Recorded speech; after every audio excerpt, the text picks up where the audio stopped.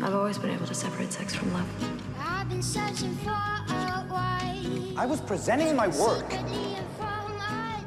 It was a little shocking to me.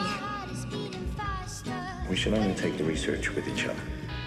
I will not move my study out of this hospital again. I realized there is one thing I can't live without. It's you. I think season 1 was an origin story for Maasstrz and Johnson, how they meet each other, how they enter each other's lives. Season 2, their story as a team begins to unfold. I think it would be a mistake to end it now. I agree. What's also interesting about season 2 is how unclear it still is. מאסטרס is in a different place, and every character, I think, is now navigating a different landscape than they found themselves in season 1. It's designed for pleasure. Things are very different for Bill. He's not in his controlled environment. Things are all changing around him. His home has been invaded by a malignant presence.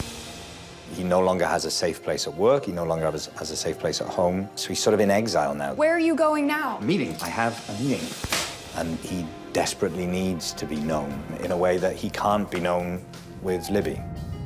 I think Libby, in her mind, everything's gonna sort of fall into place, and Bill will suddenly turn into this like romantic, loving person, and that this baby will sort of draw him out, and it doesn't go like that at all. Why are you doing this to me? It's not going great for Virginia, but it rarely goes well for Virginia in working environments. The women have judged her very harshly, and the men keep hitting on her. We leave Langham literally floating in a pool, untethered in his life as to where he goes and what comes next. We pick up with Betty where we left her off. She is married to Gene, Moretti, the pretzel king, but she has so many secrets. Do you hear a Manhattan straight-up extra cherry calling my name? Because I sure do.